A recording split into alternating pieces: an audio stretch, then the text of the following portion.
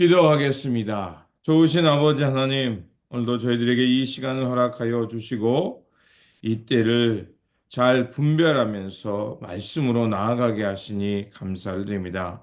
무엇보다도 하나님의 선하심을 전적으로 신뢰하면서 굳건한 믿음으로 묵묵히 하나님 나라가 이 땅에 임하도록 깨어 기도하면서 살아가는 저희들 될 수 있도록 도와주시옵소서.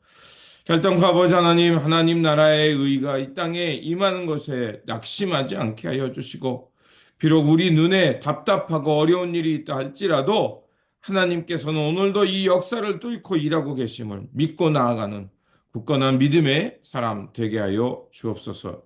우리 구주 예수 그리스도의 이름으로 기도드립니다. 아멘. 오늘 우리에게 주신 말씀은 누가복음 19장 1절에서 10절입니다. 예수께서 여리고로 들어가서 그곳을 지나가시더라. 보라, 삭개오라 하는 사람이 있었는데 그는 세리장이요 또 부자더라. 그는 예수가 누군지 보고자 하였으나 무리 때문에 어찌할 수가 없었으니 이는 그가 키가 작기 때문이더라. 그러므로 그가 앞으로 달려가서 주를 보려고 뽕나무에 올라가니 이는 주께서 그 길로 지나시게 됨이더라. 예수께서 그곳에 이르시사 그를 쳐다보시고 그에게 말씀하시기를 삭개오야 속히 내려오너라. 오늘은 내가 너희 집에서 묵으리라 하고 하시니 그가 서둘러 내려와서 기쁨으로 주를 영접하더라. 우리가 그것을 보고 모두 수근거리며 말하기를 그가 죄인과 더불어 손님이 되어 들어갔다라고 하더라. 그때 삭개오가 서서 주님께 말씀드리기를 보소서 주여 내 소유의 절반을 가난한 사람들에게 나누어 주겠나이다.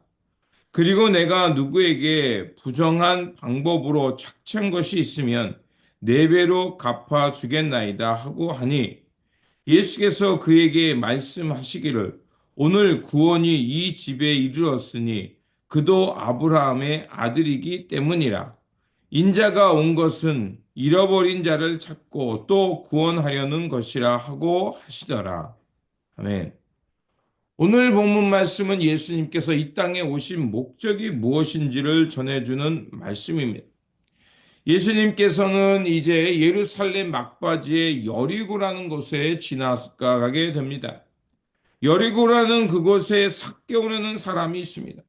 삭개오, 의로운 자, 순결한 자라는 이름을 가진 사람이었습니다. 그런데 어찌된 일인지 그의 직업은 세리장이었습니다. 성경에서 세리장이며 부자라고 말하는 것은 명예로운 것이 아니라 그가 부자이지만 굉장히 민족과 사람들에게 지탄받는 사람이었다는 것을 말하는 것입니다.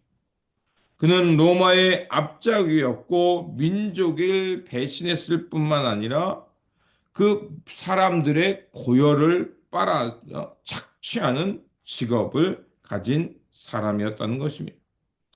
어느 날 삭개오는 예수님이 자신이 사는 동네에 온다는 소식을 듣게 됩니다. 그리고 그분을 보고 싶기를 원합니다. 그런데 그는 키가 작았고 무리 때문에 예수님께 나아갈 수 없자 이제 뽕나무, 즉 무화과 나무로 올라가 주님을 기다리게 됩니다. 이렇게 나이 많고 또 그 나름대로 자기의 부를 축적한 사람이 어린아이들이나 할 법한 이 나무 위에 올라간다는 것은 매우 이상하고 점잖지 않은 행동입니다. 주님께서는 아마 그를 보셨겠죠. 그리고 삭개오가 올라가 있는 뽕나무 앞에 서서 삭개오라는 이름을 부르십니다. 그리고 그에게 이렇게 말씀하시죠. 내가 오늘 내 집에 유하여야 하겠다. 바로 주님께서 그를 부르시고 초청하는 것이었습니다. 그리고 삭개오는 기쁨으로 주님께 반응하면서 그렇게 주님을 자신의 집으로 초청합니다. 그때 많은 사람들이 예수님의 행동을 보고 수근거리며 그가 죄인의 집에 들어간다라고 말을 합니다. 그리고 삭개오는 주님을 자신의 집으로 모시고 이렇게 말합니다. 내 재산의 절반을 가난한 사람들에게 주겠습니다. 그리고 내가 남의 것을 착취했다면 그것에 대해서 네 배를 갚겠습니다. 말합니다. 이것은 그 레위기와 민수기에 있는 다른 사람에게 손해를 끼쳤을 때 손해를 입힌 거에 5분의 1, 그것을 더해서 그에게 보상해 주라는 그 율법적 기준보다 어마어마하게 높은 겁니다. 네 배를 갚겠다는 겁니다. 자, 삭개오라는 사람이 어떻게 이런 결심과 각오를 할 수 있었을까요? 18장 오늘 본문 앞장에 보면 부자 관원이 예수님께 나와서 영생에 관한 질문을 던졌다가 그가 자신이 가진 그 재물 때문에 근심하며 돌아왔던 사건과 완전히 비교가 됩니다. 삭개오의 이러한 변화는 예수님을 통해서 그가 예수님의 부르심을 알고 그 예수님을 받아들이고 예수님의 삶을 향해 나아가게 되자 그의 존재가 변했던 겁니다. 그의 존재와 이름이 완전히 새로워지자 어떻게 됩니까? 그 이름대로 순결한 자가 되자 재산이 전부라고 여겼던 마음이 변해서 그는 하나님 나라를 위해 살아가는 삶으로 변하게 되었습니다. 그렇게 되자 그는 자신이 가지고 있던 부가 이제 자신의 존재를 증명하는 부가 아니라 하나님 나라를 향해 사용되는 도구로 변하게 되었고 하나님의 영광을 향해 살아가는 삶이 되었던 겁니다. 예수님은 바로 이 삭개와 같이 잃어버린 영혼들을 구원하시기 위해 이 땅에 오신 것입니다. 그래서 10절은 이렇게 말합니다. 인자가 온 것은 잃어버린 자를 찾고 또 구원하려는 것이다 라고 말씀합니다. 그럼에도 예수님과 동행길에 있었던 제자들과 주변의 사람들은 여전히 예수님의 뜻을 바르게 깨닫지 못했습니다.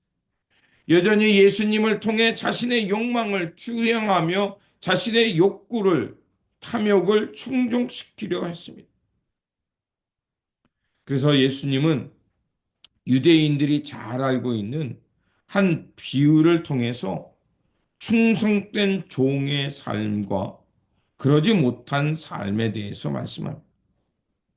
어떤 주인이 먼 길을 나가기 위해서 10종에게 한 문화씩 맡겼습니다. 그리고 이 귀인이 왕위를 받고 돌아왔습니다. 그리고서 그 종들을 불러서 너희들은 이 한 문화를 가지고 어떻게 했느냐라고 묻습니다. 여기서 한 문화라는 것은 그 당시에 노동자의 3개월치의 임금이었습니다. 어떤 종은 그것을 받아서 10문화를 남겼고 어떤 종은 5문화를 남겼습니다. 그런데 어떤 한 종은 이렇게 말합니다. 이 종들, 앞에 있는 종들과 다르게 나는 당신이 그 불의하고 선하지 못하기에 그것을 그냥 묻어두었습니다. 아무것도 하지 않았습니다. 이렇게 말합니다. 그러자 왕은 불과 같이 화를 내면서 그 한 문화의 그것을 그에게 있는 것을 뺏어서 다른 종에게 줍니다. 자, 그렇다면 이 한 문화를 가진 사람은 왜 주인으로부터 이렇게 큰 책망을 받았을까요? 그는 주인에 대해서 오해했습니다.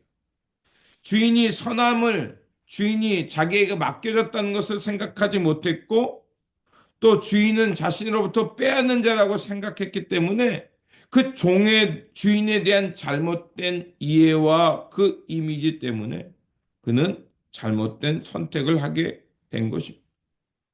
종이 가지고 있던 건 문제가 돈의 문제가 아니라 주인에 대한 마음이 잘못됐던 겁니다. 주인이 무자비하고 자비 없는 사람이라고 판단했기에 주인에 대해서 적대적인 생각을 했던 겁니다. 결국 이 종은 자신의 것을 다 빼앗기고요. 그리고 죽임 당하게 됩니다. 이 비유가 말하는 것은 그 당시의 실제적인 사건을 두고 주님께서 말씀하는 것입니다. 헤롯 왕이 죽고 그의 아들 헤롯 아켈레오가 왕위를 받기 위해 로마로 갔습니다. 그런데 이 아킬레오도 굉장히 포악한 왕이었기에 유대인들이 이 아킬레오보다 먼저 사신을 보내서 이 사람이 분봉왕이 되면 안 된다라는 그것을 청하게 됩니다. 그래서 결국 아킬라오는 헤롯 대왕처럼 이 대왕이라는 칭호를 받는 것에 실패하게 됩니다. 자, 이런 일을 통해서 무엇을 말하는 거냐? 결국 삶에 대한 잘못된 이해, 하나님에 대한 하나님의 선하심을 믿지 못하는 그런 삶은 이와 같이 실패하게 되고 자신의 있는 것마저 빼앗기는 삶을 말하는 것입니다. 하나님에 대한 잘못된 이해가 잘못된 믿음으로 나가게 되고 그렇기에 우리에게 주신 이 삶과 하나님에 대한 건강한 믿음을 가질 때 우리는 영생과 하나님 나라의 진정한 삶을 살게 되는 것입니다. 그리고 주님께서는 예루살렘에 나귀를 타고 입성합니다. 예수님께서 나귀를 탔다는 것은 스가랴가 보았던 그 평화의 왕이 이게 예루살렘에 오는 것을 드러내는 것이었습니다. 이때 많은 사람들이 들썩거리며 예수님을 열심히 환영했습니다. 지금이야말로 예수님이 우리 가운데 오셨다. 우리에게 진정한 평화의 나라가 오고 있음을 사람들이 외치며 환호했습니다. 이것을 보고 바리새인들은 분하여 사람들에게 침묵하자 주님은 이렇게 말합니다. 차라리 너희들이 그렇게 하면 돌들이라도 소리지르며 찬송할 거라고 말합니다.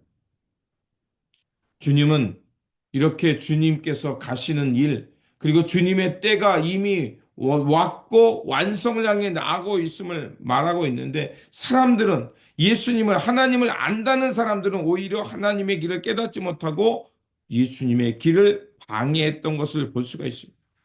그러다 주님께서는 그 예루살렘 성을 보면서 탄식합니다. 그리고 주님께서 기도하러 교회 성전에 가셨지만 성전은 주님을 하나님을 향해 기도하는 집, 백성들을 위로하는 것이 아니라 오히려 장사꾼의 소굴이 되었고 그 성전 체제에서 많은 백성들의 고유를 빨아먹는 그런 것을 보게 됩니다. 자, 이런 일들이 쭉 있음을 통해서 다시 한번 삭개오의 삶의 변화는 우리에게 큰 교훈을 줍니다. 그는 비록 과거에 잘못 살았지만 주님을 만남을 통해서 눈을 뜨게 됐고 삶이 변하게 되자 그의 삶의 시간과 물질과 모든 것들이 이제 변화되어 하나님 나라의 영광을 향해 살아가는 삶으로 변했습니다. 그럼에도 불구하고 주변의 사람들, 예수님을 가까이 따랐던 사람들, 성전에서 하나님을 경외한다는 사람들은 오히려 눈을 멀었고 삶은 오히려 하나님에 대한 적대적인 관계로 나았던 것을 봅니다. 다시 한번 우리는 우리의 믿음과 우리의 삶의 방향이 바르게 가고 있는지 돌아보아야 합니다. 우리는 모든 것에 내가 주인이고 내가 내 힘으로 얻었다는 것이 아니라 하나님께서 우리에게 맡겨진 이 모든 것에 대한 청지기임을 알아야 합니다. 그리고 언젠가 주님 앞에 섰을 때 결산할 때가 있다는 것입니다. 그러므로 하나님의 선하심을 신뢰하면서 오늘도 우리에게 주어진 이 삶의 자리, 우리의 삶의 방향, 오늘도 우리에게 주신 역할, 우리가 감당의 일들을 이런 것들을 통해서 하나님 앞에 섰을 때 부끄러움 없는 삶, 잘했다 칭찬받는 청지기의 삶이 될 수 있도록 그것을 잘 선용함으로 하나님 나라의 지혜자들이 되시기를 주님의 이름으로 축원드립니다. 기도하겠습니다. 진리와 생명이 되어 주시는 하나님, 우리에게 허락하신 모든 것들이 내 뜻, 내 마음대로 사용하는 것이 아니라 하나님 나라 영광을 향해 사용하는 청지기임을 깨닫게 하여 주옵소서. 그래서 우리가 주님 앞에 섰을 때 우리의 삶을 두고 잘했다 칭찬받는 삶이 되게 하여 주시고 하나님의 선하심을 신뢰하며 모든 것에 대해서 선하며 의로우며 하나님 나라의 영광을 향해 살아가는 지혜자들 되게 하여 주옵소서. 그래서 주님 앞에 섰을 때 주님과 함께 천국 잔치에 참여하며 기뻐하며 주님의 영광의 자리를 누리며 살아가는 우리의 삶의 자리 되게 하여 주옵소서. 우리 구주 예수 그리스도의 이름으로 기도드립니다. 아멘. 오늘도 우리